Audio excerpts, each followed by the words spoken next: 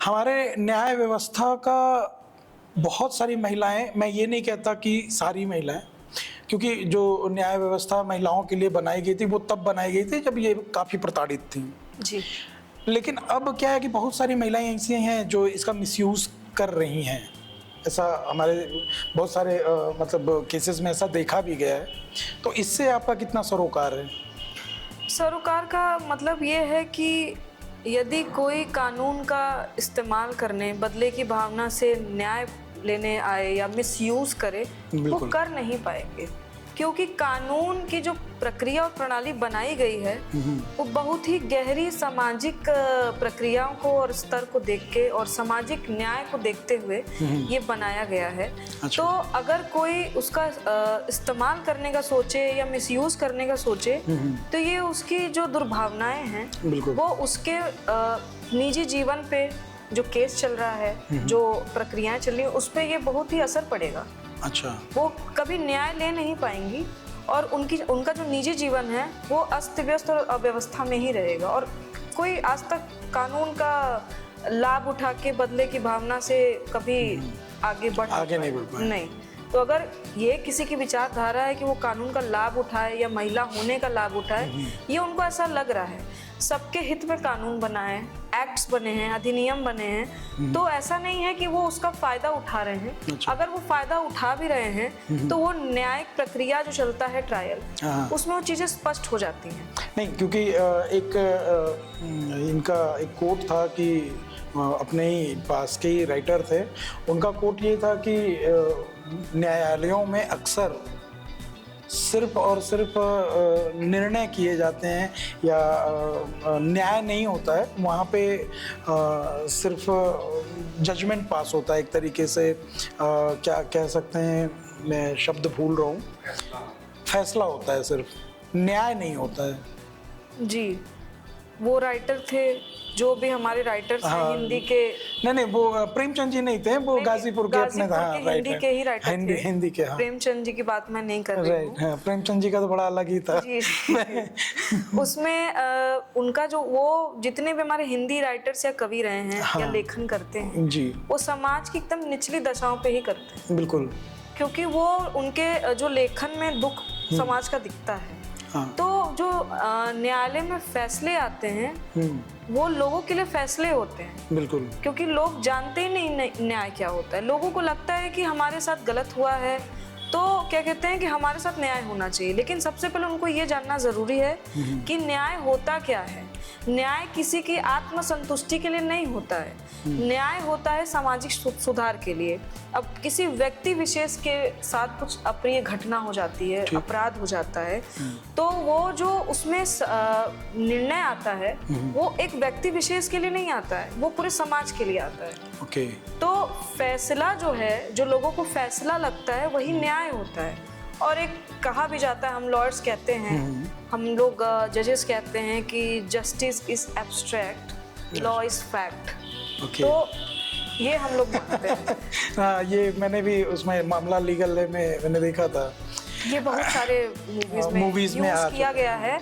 तो वो ठीक है, मूवी का डायलॉग है, बट वो सही है। सही है, ऐसा मतलब बोला जाता है। क्योंकि लोग पहले न्याय समझना लोगों की बस का, देखिए सच बताऊं जेन्युइनली तो नहीं है, कोई भी नहीं क्योंकि लोग अपने निजी दुख और पीड़ा से इतना नहीं उबर सकते कि लोक हित के न्याय के बारे में समझे। और जो न्यायालय और न्याय प्रणाली है वो सामाजिक स्तर का न्याय करती है, वो किसी एक व्यक्ति विशेष को देख के जजमेंट या निर्णय या फैसला नहीं करती है। वो ये सोचती है कि हमारे इस निर्णय से समाज की जो गतिशीलता चल रही है और वो कैसे हो सकती है, क्या हो सकती है, इसका क्या असर पड़ सकता है। तो बहुत ही कटु सत्य है, वो निर्णय और वो फैसला ही हमारे लिए न्याय है। अगर हम उससे क्षुब्ध हैं तो हम ऊपरी अदालतों में भी जा सकते हैं। ओके। अच्छा, अपने लीगल सिस्टम में करप्शन है? करप्शन कहाँ नहीं है। नहीं तो मतलब ये किस टाइप का, इससे प्रॉब्लम्स क्या क्या होती हैं अगर ये करप्शन है तो? करप्शन तो अपने आप में एक प्रॉब्लम है। तो इसे न्याय में कितनी मतलब न्याय मिलने में कितनी देरी हो सकती है या क्या इसका इम्पैक्ट क्या पड़ता होगा जनता पे? न्याय मिलने में देरी तो नहीं होती है, न्याय के लिए धैर्य चाहिए। देरी और धैर्य में फर्क कितना है? बहुत फर्क है। जो धैर्य है लोगों को वो देरी लगती है। हाँ, तो ये ऐसा लग रहा है कि दोनों एक सिक्के के दो पहलू। एक सिक्के के दो पहलू नहीं है। देरी होना अलग चीज है, धैर्य रखना अलग चीज है। हम किसी चीज का बैठ के या जैसे कि इंतजार नहीं कर रहे हैं कि अरे ट्रेन आने में लेट हो रही है, बस आने में लेट हो रही है, वो न्यायालय है। वो ट्रांसपोर्टेशन कंपनी नहीं है कि लेट हो रही है। न्याय प्राप्त होने में समय लगता है, धैर्य चाहिए, क्योंकि हमारे यहाँ ऐसा कहा जाता है कि एक बेगुनाह जो है उसको सजा ना मिले, भले उसके लिए 100 अपराधी छूट जाए। हाँ, ये तो है अपने। ठीक है, अगर एक बेगुनाह को सजा मिल गई तो वो न्याय की हार है। क्या बात है। तो अगर मान लीजिए इस पे एक केस का सिनेरियो हम बनाते हैं।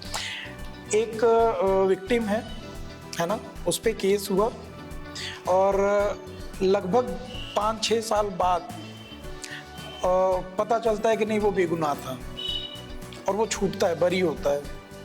तो वो जो उसका 6 साल बीता है जेल में, उसकी भरपाई कैसे होगी?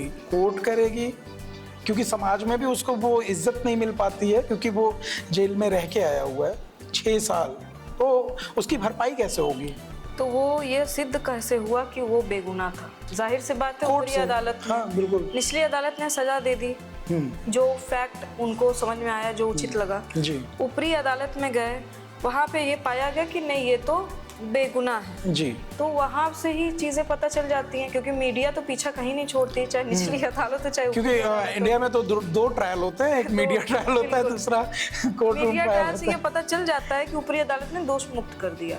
तो जो अदालत या जो जस्टिस या जो बेंच दोष मुक्त करती है जी, वो ये देखती है कि उससे उस व्यक्ति विशेष की कितनी हानि हुई है। अच्छा, उस हिसाब से अब अपना एक जुडिशियल माइंड जो होता है जजेस का या जस्टिस का, वो उसका कैलकुलेशन करके वो उसके पक्ष में कुछ भी ऑर्डर कर सकती है, आदेश कर सकती है। अच्छा, ये मीडिया ट्रायल से जजमेंट पे कुछ इम्पैक्ट पड़ता है क्या?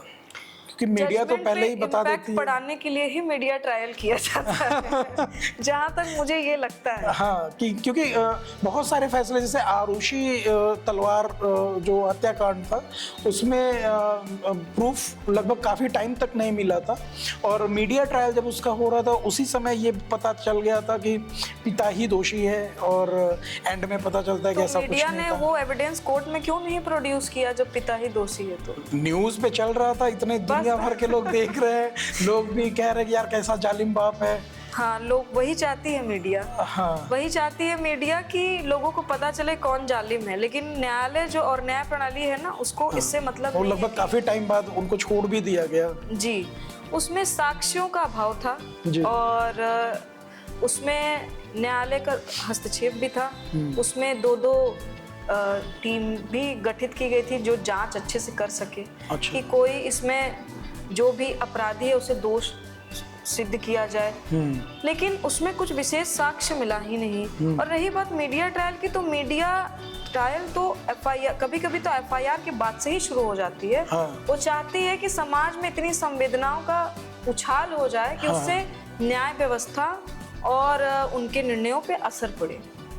बताइए, मतलब एक तरीके से मीडिया ट्रायल से तो बचना ही चाहिए फिर तो। बिल्कुल बचना चाहिए, क्योंकि कभी कभी जो दिखता है वो, कभी कभी नहीं अक्सर जो दिखता है वो होता नहीं है, और कभी कभी आपको अंधेरे में रस्सी भी सांप लगती है। हाँ। इसका ये तो मतलब नहीं है कि वो सांप है, क्योंकि मीडिया ट्रायल कभी भी कोर्ट रूम ट्रायल नहीं है, फैसला आपको कोर्ट से ही होगा। बिल्कुल, तो इससे बचना चाहिए, बिल्कुल बचना चाहिए। और इस पे तो कई बार जहाँ पे लगता है माननीय न्यायालय को कि मीडिया ट्रायल से किसी का अहित हो रहा है, जैसे वो जो एक्टर थे ना सुशांत सिंह, हाँ, सुशांत, उसमें मीडिया ट्रायल से बहुत इफेक्ट केस पे पड़ रहा था, तो कई बार फटकार भी लगी थी। अच्छा। ऐसे बहुत सारे केसेस हैं जिसमें मीडिया ट्रायल इस तरीके का न्यूज़ दिखा दे रही है। कुछ तो न्यूज़ चैनल ऐसे भी हैं कि वो, मुझे लग रहा है एआई, पहले एआई का इस्तेमाल वही लोग किए। हाँ, वो स्टार्ट तो उन्होंने, हाँ, कुछ भी बता देना है और उसको सही साबित भी कर देंगे। 2000 के नोट में चिप भी लगा देते हैं लोग, लगा देते हैं। कश्यप जी कि वो 2000 के नोट में चिप है, 10 मीटर अंदर तक भी निकाल के देगी। मीडिया का उद्देश्य है लोकतांत्रिक स्तंभ है वो। हाँ। मीडिया का उद्देश्य ये होना चाहिए कि सत्य बाहर ला सके, ना कि सत्य को और झूठ को मैनिपुलेट करके, वो मैनिपुलेशन का ही काम कर करके सामाजिक स्तर। लेकिन अब क्या बताया जाए, हाँ। शक्ति की भूख। अगला एक थोड़ा सा प्रश्न है, थोड़ा कंट्रोवर्शियल हो सकता है कि प्रोस्टिट्यूशन में लीगलाइजेशन होना चाहिए या नहीं होना चाहिए। देखिए, कोई भी कानून आता है जी, या किसी भी अधिनियम और अधिकार के बारे में बात होती है तो सबसे पहले ये देखा जाता है कि इस कानून से सामाजिक जो स्तर है वो कितना प्रभावित होगा। हाँ, जो प्रोस्टिट्यूशन है उसमें कोई भी महिला क्या स्वतः मर्जी से आना चाहेगी? अभी क्या तो मैं किसी से मिला नहीं हूँ, बट मिलना जरूर चाहूंगा। बिल्कुल मिलिए। जहाँ तक कि एक महिला होने के नाते मुझे ये लगता है, जब महिलाएं किसी का देखना बर्दाश्त नहीं कर पाती हैं अनजान आदमी का, राइट, तो बिना मर्जी के छूना कैसे बर्दाश्त कर पाएंगी? बिल्कुल। तो कोई भी अपनी मर्जी से प्रोस्टिट्यूशन में नहीं आना चाहता है। हाँ, जो प्रोस्टिट्यूशन में महिलाएं आ चुकी हैं, हाँ, उनका ये कहना है कि नहीं, हमारे रहने से समाज सुरक्षित है। लेकिन अगर प्रोस्टिट्यूशन को अगर लीगल कर दिया जाए तो देह व्यापार बहुत ज्यादा बढ़ जाएगा, छोटी छोटी बच्चियों को उसमें ढकेल दिया जाएगा। तो इसका अगर लाभ 20 से 30% होगा तो हानि 80% 70% होगा, जिससे सामाजिक स्तर जो है ना बिगड़ जाएगा, वो बिगड़ जाएगा। क्योंकि मुझे जहाँ तक लगता है प्रोस्टिट्यूशन को खराब भी वही लोग कहते हैं जो लगभग उसमें लिप्त होते हैं। हमारा जो समाज है ना, वो हर चीज को जिसमें उनका बहुत ज्यादा संलिप्तता है, हाँ, वही उनके लिए खराब भी रहता है। और सेक्सुअल एक्टिविटी जो है हमारे समाज में खुल के कोई बात नहीं करना चाहता है। आज भी इतना पढ़े लिखे होने के बाद भी वो हमारे समाज के लिए पाप है, जबकि सृष्टि उसी से चल रही है। हाँ, सारी चीजें वहीं से हैं, सब कुछ उसी से चल रहा है, राइट, और संसार बिना उसके चल नहीं पाएगा। बिल्कुल। और उसी को गलत ठहरा करके उसी को गलत ठहरा रहे हैं, तो उस हिसाब से तो दुनिया खत्म हो जानी चाहिए। राइट। तो अब एक अगला प्रश्न है कि इसको आप नेपोटिज्म जिसको हम बोलते हैं, आपके भाषा में इसको कुछ और कहा जाता होगा, कोलोजियम सिस्टम। राइट। तो ये मतलब लॉयर्स लोगों में ही होता है या सब जगह है? ये हमारे लॉज में है? ये आपको कोलिजियम सिस्टम आपको संवैधानिक अधिकारों में और संविधान के किताब में भी मिल जाएगा। कानून है ये। और उसमें ये बेसिकली जो जजों का चुनाव होता है जी, उससे ये रिलेटेड है। तो इसमें क्या जज का बेटा जज? ऐसा कह सकते हैं कि जज का बेटा जज हो सकता है, लेकिन वो आसान नहीं होता है वो चुनाव भी। अच्छा। ऐसा नहीं कि हम जज के बेटे हैं या हाई कोर्ट में किसी जस्टिस के बेटे हैं या सुप्रीम कोर्ट में किसी जस्टिस के बेटे हैं तो तुरंत जज बना दिया। अच्छा। उसके लिए भी कई सारी परीक्षाओं का सामना करना पड़ता है। थोड़ा रास्ता आसान होता है एक नॉर्मल वकील के लिए जज बनना, और वकील से ही जज बनते हैं डायरेक्ट एग्जाम भी देते हैं, कभी-कभी सीनियरिटी के आधार पे भी जज बनते हैं। हाँ, क्योंकि सीनियरिटी के हिसाब से जैसे लोअर पीसीएस जो होता है, जो डिस्ट्रिक्ट लेवल के मजिस्ट्रेट होते हैं। हाँ। एक होता है हायर जुडिशरी सर्विस, एसजीएस जो होते हैं, वो सब चुने जाते हैं। लेकिन जो हाई कोर्ट सुप्रीम कोर्ट में जजेस होते हैं, कुछ वो सीनियरिटी के आधार पे भी किया जाता है। तो उसका बेसिक रूल ये है कि सीनियरिटी का आधार मीन्स कि उनकी उम्र होगी इसलिए नहीं, उनका ज्ञान, उनका काम करने का तरीका, उनका ज्ञान समाज के लिए क्या कर सकता है, बस इसलिए कि ये अच्छा न्याय कर सकते हैं। अच्छा, तो इसमें जैसे अगर मतलब मैं अगर किसान परिवार से हूँ या मैं किसी बिजनेसमैन फैमिली से हूँ, तो बाय बर्थ भी मुझे कुछ चीज़ें मिल जाती हैं, लाइक एक ट्रैक, धंधे पे बात कैसे करना है, या एक ट्रैक मिल जाएगा हमें कि कौन से फसल में कब पानी देना है, क्या करना है। तो वैसे ही जैसे आपका अगर बेटा है या होगा तो उसको तो बहुत सारी नॉलेज होगी। हाँ बिल्कुल, वो बाय बर्थ ही आ जाएगा ना, वो उसके तो डीएनए में रहेगा वो, तो उसको कुछ आसान होगा। आसान नहीं, उसके लिए तो और मुश्किल होगा। उसके लिए नॉलेज आसान रहेगा लेना, लेकिन उसके लिए काम करना और मुश्किल होगा। जिस सेकंड जनरेशन जो लॉयर होते हैं जी, अगर उनका जो उनके पेरेंट हैं वो फर्स्ट जनरेशन के बेस्ट टॉप लॉयर हैं, तो उनको उस चीज के लिए प्रूफ करना पड़ेगा हर जगह पे कि उनको भी उससे अच्छा करना है। और ऐसा नहीं है कि हमारे बच्चे जो होंगे या जो फर्स्ट जनरेशन के बच्चे होते हैं लॉयर्स के, उनको पूरा प्रिविलेज मिलता है। उनको प्रिविलेज केवल मिलता है नॉलेज का, अच्छा, उनके लिए कुछ भी आसान नहीं होता है, करना उनको वही है, तो लॉज में नॉलेज ही तो सब है। लेकिन जो एफर्ट लगाने उनको इंडिविजुअल लगाने हैं। ओके, तो इस तरीके तो सचिन तेंदुलकर के जो बेटे हैं जितना वो भी बड़ा स्ट्रगल कर रहे हैं इस समय अपने फेज में, स्ट्रगल करना पड़ेगा। लेकिन उनको ट्रेनिंग तो रिकी पॉन्टिंग आकर के दे रहे हैं, नॉर्मल लड़के को नहीं दे सकते हैं। ट्रेनिंग दे सकते हैं, लेकिन काम उनको अकेले वहीं करना है। ये हो सकता है कि सेकंड जनरेशन के जो लॉयर होते हैं उनके माता पिता जो फर्स्ट जनरेशन लॉयर होते हैं उनके वजह से हाई कोर्ट या सुप्रीम कोर्ट का जज आके उनको बताए कि कैसे क्या काम करना है, बट स्टैंड उनको अकेले करना है। राइट। आपकी लाइफ का कोई एक ऐसा केस जिसको लड़ने के बाद आपको लगा कि नहीं बस यही एक केस था जो लड़ना था? मैं ऐसे ही केस लड़ती हूँ। अच्छा, नहीं जिसको लड़ने के बाद आपको एक्चुअल में लगा कि नहीं यार ये सही है। मेरे जितने भी मैं केसेस लड़ती हूँ हाँ। उसमें मुझे नहीं लगता कि कुछ ऑर्डिनरी होता है। अच्छा, वो ऑर्डिनरी होने के बाद भी अगर वो केस मेरे पास आ जाता है तो वो अलग दिशा में मुड़ जाता है। ओके। और जब वहाँ पे जो कानून पे जो चीज़ें चलती हैं या जो फेवर में जजमेंट आते हैं, राइट, उसके बाद लगता है कि हाँ बस ये मेरे लिए ही था। अच्छा ये केस मेरे लिए था। ये केस नहीं, ये प्रोफेशन मेरे लिए ही है। अच्छा, एक प्रश्न मैं ऐसे रखना चाहूँगा, लाइक कोई एक केस आपके पास आता है जिसमें आपको पता है कि जो केस मेरे पास आया है एक्चुअल में यही दोषी है, पता तो चल ही जाता होगा, हाँ, है ना? अनुमान लगा सकते हैं। हाँ, यही दोषी है। उसके बाद भी अब आपका प्रोफेशन है तो उस केस को लेती हैं बिल्कुल, और जीतती भी हैं। देखिए मैं वकील हूँ, न्यायाधीश नहीं हूँ कि मैं फैसला करूँ कि वो दोषी है कि नहीं है। सबका एक दिमागी स्तर होता है चीज़ों को जज करने के लिए, ठीक है। और मैं डिफेंस लॉयर हूँ, सत्य और झूठ से मैं परे हूँ, तो मेरे ऊपर कोई सत्य का भार नहीं है। और जो दोषी है वो किस हद तक दोषी और किस हद तक निर्दोष है ये तो न्यायालय में सिद्ध करना पड़ेगा, और उसके लिए न्यायाधीश हैं। हमारे अगर हम ये सोच लें कि वो दोषी है तो बेचारे का तो कुछ हद तक अधिकार तो खत्म ही हो जाएगा। और केस लेना, रही बात केस की, तो कभी कभी लगता है कि हाँ ये गुनाह किया है या ये दोषी है, और डिपेंड करता है कि अपराध किस प्रकृति का है। इस हिसाब से अगर कौरवों का केस आपके पास आए तो आप लड़ेंगी, और उसमें भी आप पांडवों को मतलब उसमें भी उनकी कमियां गिना सकती हैं। बिल्कुल गिना सकते, उनको जुआ नहीं खेलना चाहिए। वो इनकार भी कर सकते थे। हाँ। और पत्नी को उनके जब लाया गया तो उस पर भी विरोध कर सकते थे। राइट। ये तो कृष्ण भी विरोध किए कि आपने उस समय क्यों नहीं आवाज उठाया। बिल्कुल, जरूरी नहीं कि आपने एक वचन दे दिया तो आप एक वचन के लिए गलत और अन्याय से हैं। तो इसका मतलब उस समय भी वकील होने चाहिए थे, शायद महाभारत टल जाता।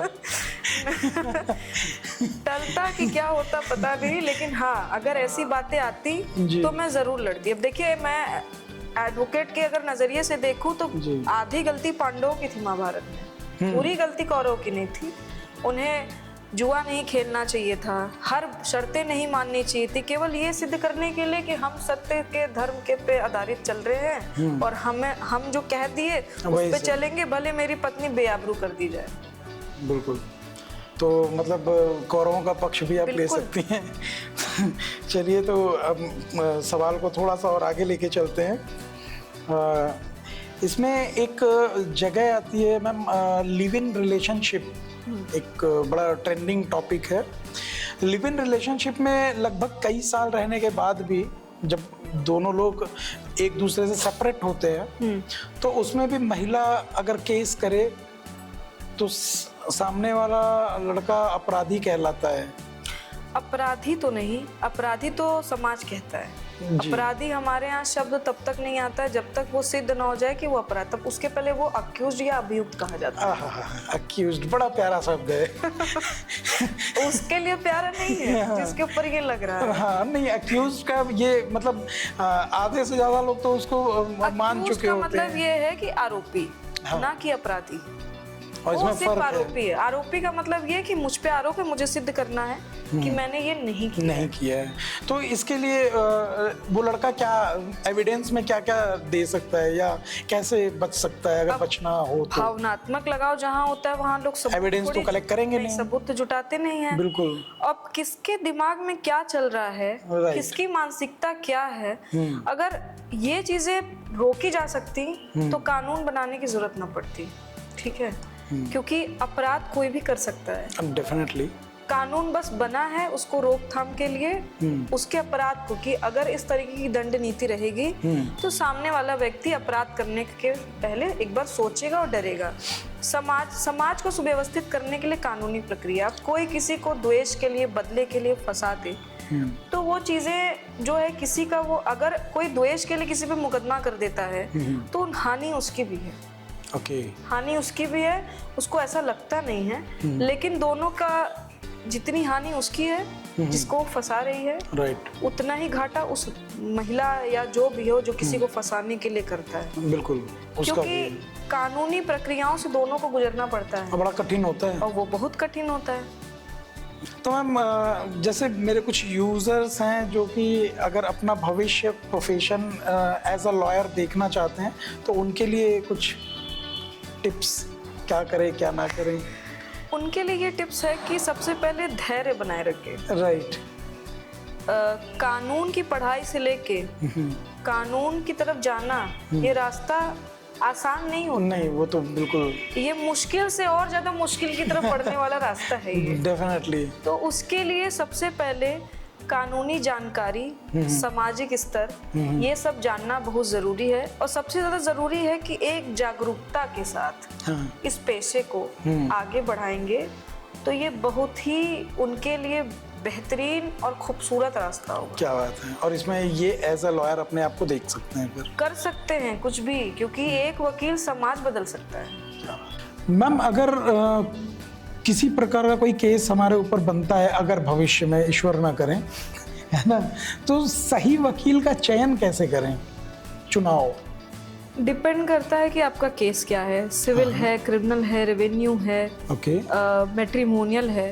तो उस हिसाब से अब तो ज़माना काफ़ी बदल गया है, फ़ोन है, मोबाइल है, राइट, आस पड़ोस के दोस्त हैं, मतलब वकीलों की पहुंच आज मेरे हिसाब से इस समय काफ़ी मतलब आसान हो गई है कि लोग वकीलों के पास। नहीं, जैसे अगर आप कचहरी जा रही हैं मैम तो ऐसा हाथ पकड़ के खींचा जाता है कि कौन सा केस है बताइए, लाइए। पता नहीं, मैंने तो कभी नहीं खींचा इसकी जानकारी मुझे नहीं है। तो आप एक बार ना बिना यूनिफॉर्म के जाइएगा कचहरी। नहीं, मुझे वहाँ बिना यूनिफॉर्म के भी लोग पहचानते हैं। फिर तो गड़बड़ है। हाँ, तो आपको सही चुनाव आपके विवेकाधिकार पे ही कर पाएंगे। आप पहले पता करिए समाज में कि कौन से वकील, अधिवक्ता किस तरीके का केस लड़ते हैं। उस हिसाब से उनसे आप राय लीजिए। पहले राय लीजिए, अपने सवालों को उनके सामने रखिए। अगर उनके जवाब से आप संतुष्ट हैं तब आप मुकदमा उनको दीजिए। लेकिन आपको नहीं कुछ समझ में आ रहा है तो आप किसी और अन्य लोगों से राय लीजिए। अच्छा। तो राय लेके अपने विवेकाधिकार का इस्तेमाल करना, चुनाव करना, ये आपके हाथ में है। मतलब आप इंस्टेंट पहले ही जाते ही, मतलब अगर पहले ही जाते ही आप कोई भी वकील, मतलब आप बोलेंगे मेरा केस लड़ना, वो तो आपसे फैक्ट ही पूछेगा। हाँ। तो इससे अच्छा कि आप पहले जिस भी अधिवक्ता के पास जाते हैं जी, उससे केस के सिलसिले में राय लीजिए, सवाल पूछिए। हम तो कह रहे हैं कि जितने भी आपके प्रश्न हैं आप समय लीजिए, आप उनसे पूछिए। अगर उस प्रश्नों के जवाब से आप संतुष्ट हैं, ओके, तो आप आगे लीगल कार्रवाई के लिए आगे बढ़ सकते हैं। ओके। लेकिन अगर आप संतुष्ट नहीं हैं तो कोई जबरदस्ती नहीं, आप किसी और से भी राय ले सकते पीछे हैं। हट सकते हैं। लेकिन वहाँ पे आपको अपना विवेकाधिकार इस्तेमाल करना है, क्योंकि आपको अभी पूरी तरीके से कानून की जानकारी नहीं है। तो कुछ उनका भी समझना पड़ेगा और कुछ आपको अपने राय के हिसाब से, अपने परिस्थिति के हिसाब से ही चुनाव करना पड़ेगा। और आपको अगर लगेगा कि नहीं ये वकील साहब आपका केस लड़ सकते हैं तो आप उनको अपना केस दे सकते हैं।